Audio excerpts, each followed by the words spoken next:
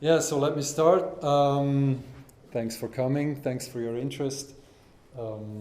This is a project that we have started a couple of months ago, and we would like to show you what is the state, what can you do with it, and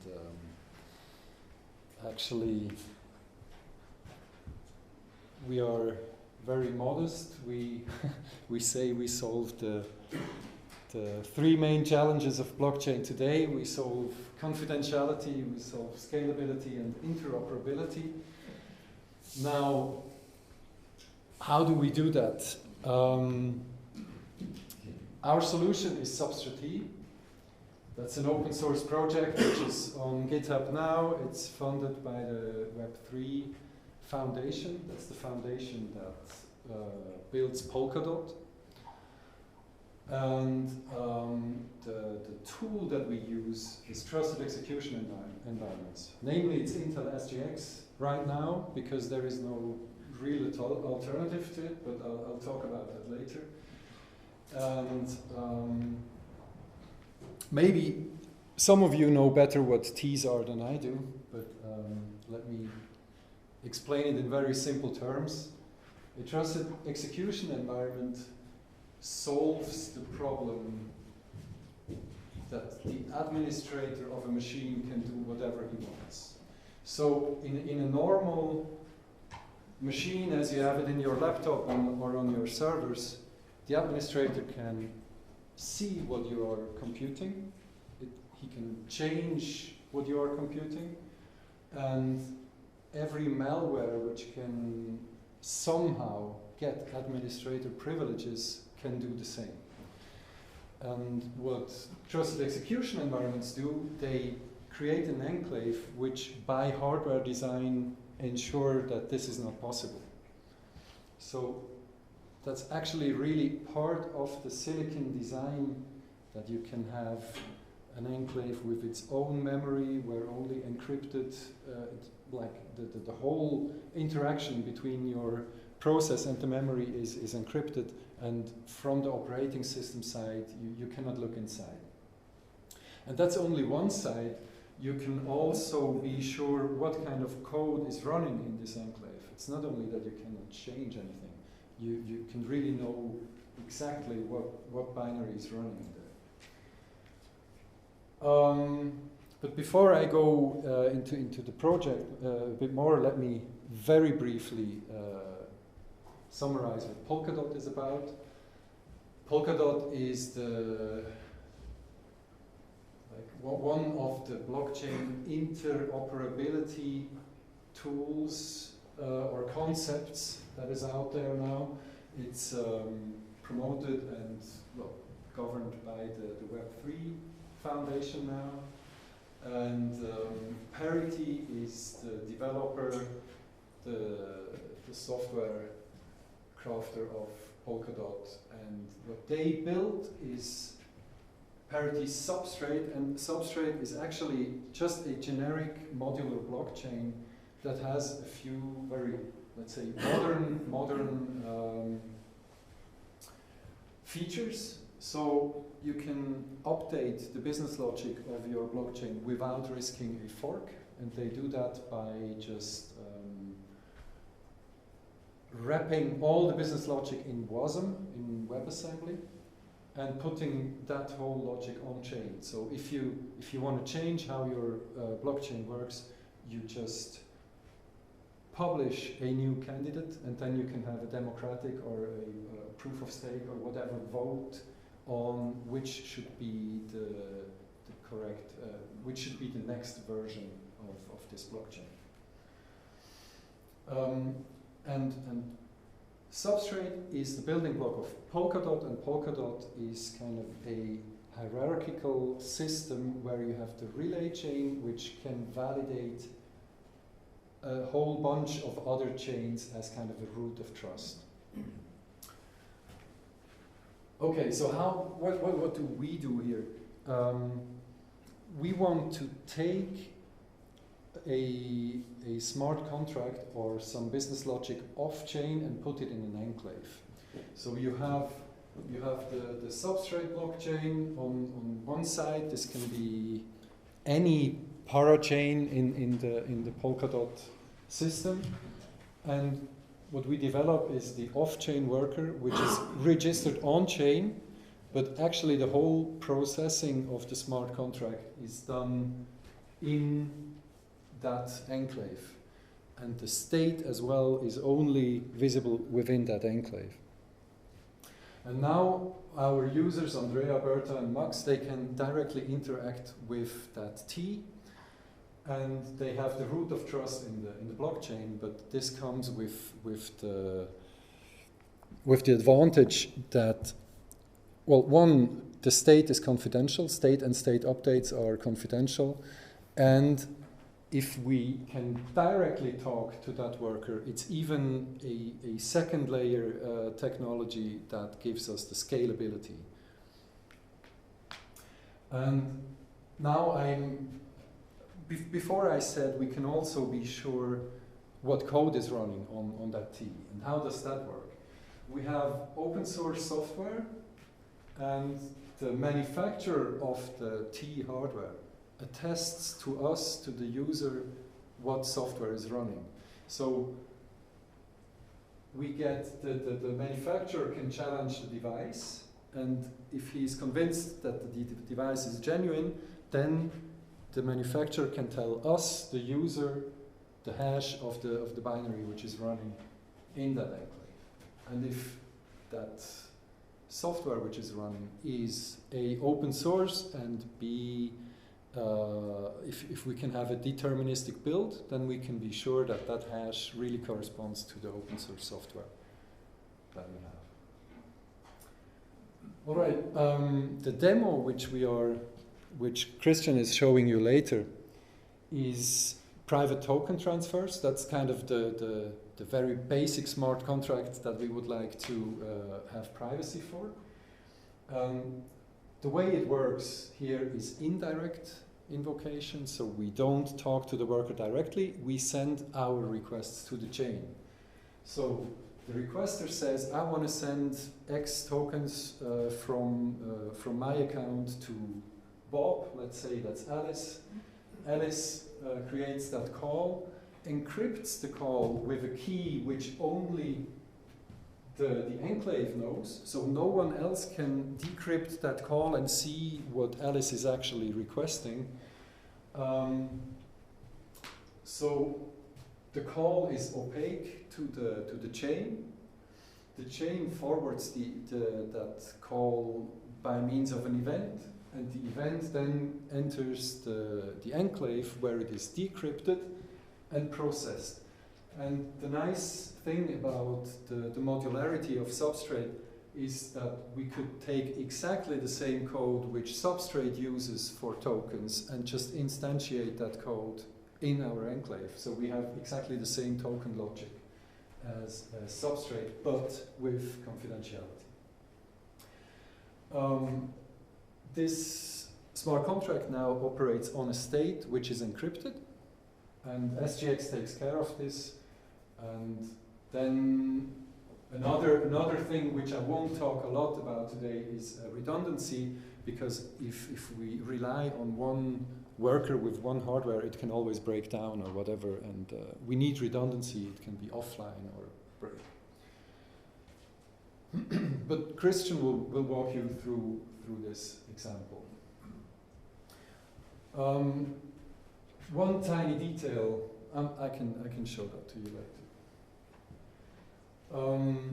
What we cannot do yet now is read on-chain state. So we have a real isolation between the state which we have on-chain and which we have off-chain in the enclave.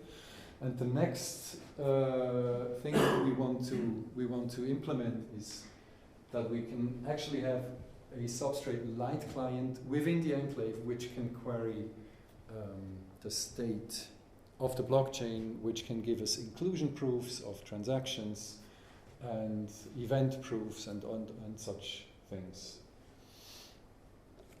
This is especially interesting if we would like to do shielding transactions, for example, like a bit like Zcash works, where we have public accounts, and then you can have a shielding transaction which kind of gives you the privacy from then on, and then you can do unshielding again to a public account.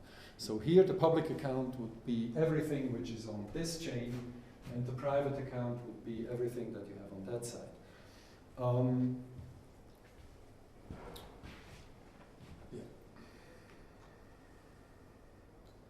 Now with redundancy, the trick is, or the problem is, how do we encrypt the state such that more than one enclave can read it? So these enclaves, they need to share a key, and then they can actually also synchronize the state among each other.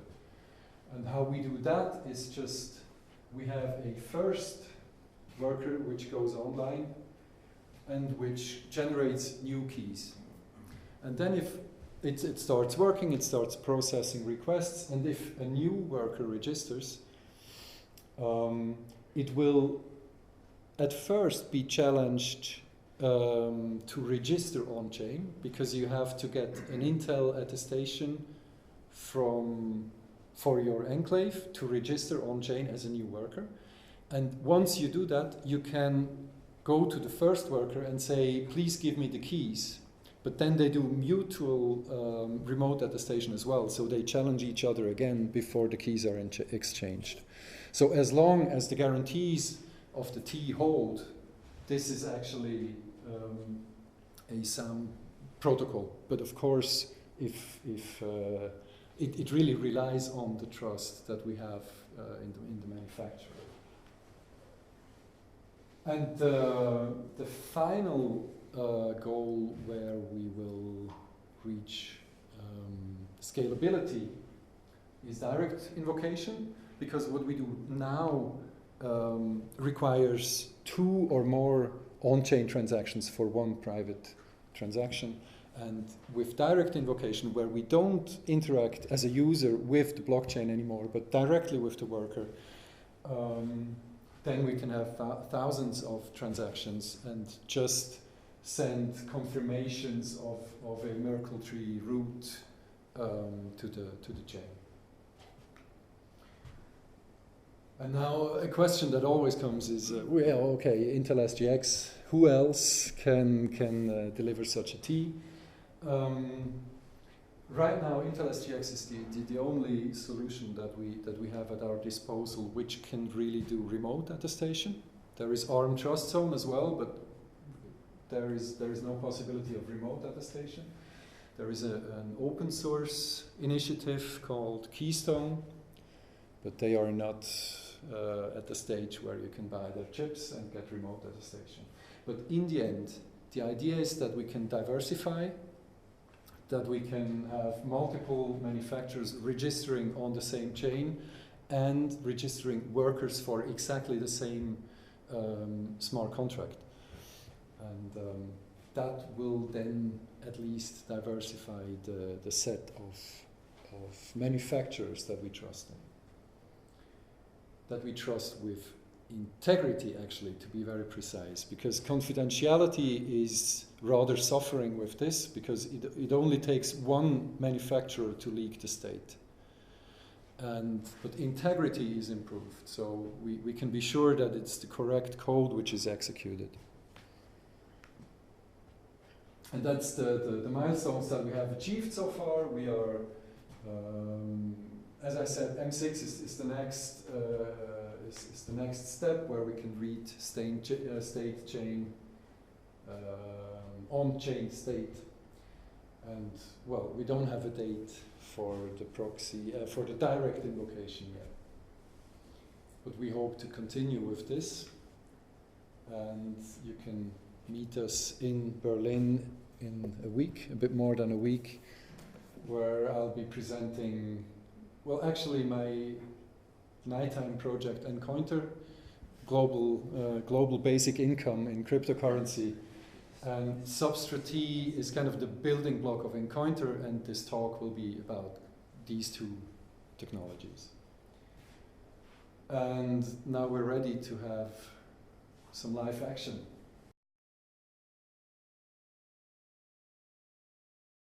Are you ready with the... I think I'm ready. Then. Okay. All right. So hi, I'm Chris. I'm one of the developers of SubstraTEE. First, I hope you're not too afraid of command line interfaces. The panel above is the node, our SubstraTEE node that has been extended with our registry module, which basically does the parsing of the remote attestation report and says, yes, it's valid, and then it adds the worker to its registry, and from then on the worker is able to process requests. And on the bottom left you have the worker that performs the trusted calls, and on the bottom right is just the client that wants his call to be executed. So I'll just start this our SubstraTEE node, keyboard. In this case we have the development node, which is necessary to be able to reduce blocks without any other nodes in the neighborhood. Yeah, this is already started. Oh, I think I've cleaned everything. Oh, you're recording the screen, by the way. Oh, I forgot to record the screen. Thanks. I'll just start right now.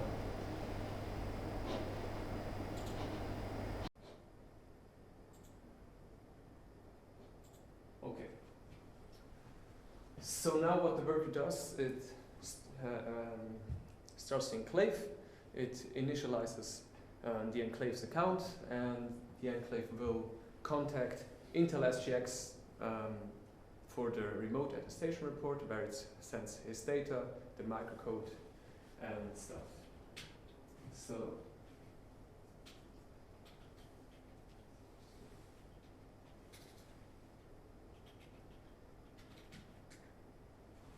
here we see that we start the enclave.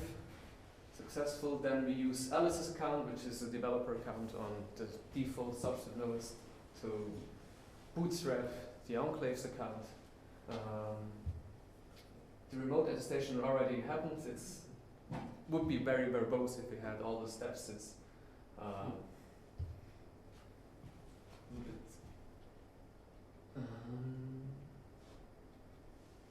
we see we have a successful remote attestation. Then below we register enclave, we send the transaction to the SubstraTEE node. We already got the hashback of the transaction from the node, and then we wait for the event. In the meantime, above we see the node has processed the enclave. We see some SGX data. We see that the certificate is good that we're using, the signature of Intel is good, and here indeed we have the enclave quote status, which says configuration needed, which implies that we do not have the latest Intel microcode running on our SubstraTEE, on our worker, which means we are theoretically maybe vulnerable to some attacks right now, but we are developing this still. So. And then afterwards, we see that we are waiting for the event, and we receive the added enclave event. We have the public key from the worker and the URL where we are able to reach the worker, which is in this case just localhost. So, and now the client.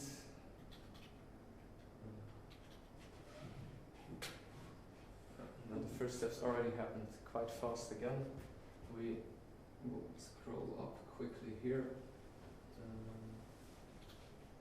We want the workers from the that are registered in the blockchain. Just a simple RPC query. We found one. We get its coordinates. We ask the worker for its shielding key, which is this RSA key pair. Here we just state the hidden account keys of Alice and Bob. We prefund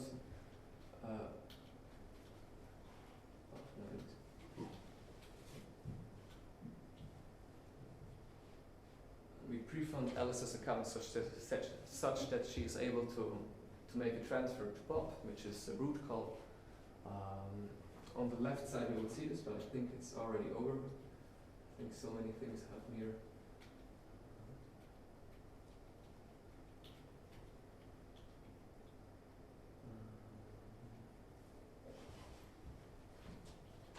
multiple. Here we ask for the key, which is printed here as well. We receive the forwarded event, which is the event that was sent to the node, and the node sends it then, generates an event which is read by our worker. We process all the data and send it back as a receipt, which is the hash here, and oh, you can see that.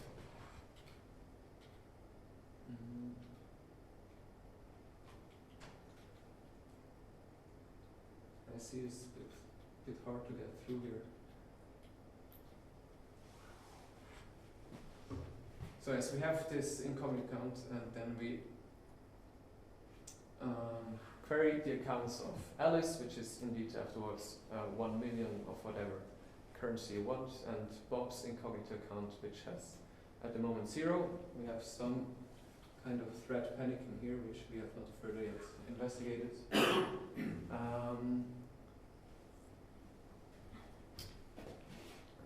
Yeah, we here transfer from Alice to Bob.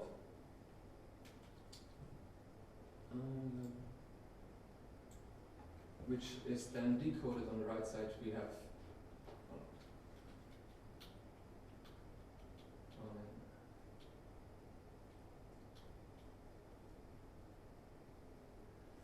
basically we just have here message decoded and processed in the enclave, which is the opaque transfer call, which we do not really print here. Oh no, well, we have it here. No, I forgot. Yeah, we have to. No? No. No, honestly, We see the result. We only see the result, but okay, yeah. We don't see the call, but we see the result afterwards. Then we have 900,000 and 100,000. Well, it's a little bit hard on the command line. I hope you could follow somewhat. If you have any questions, ask.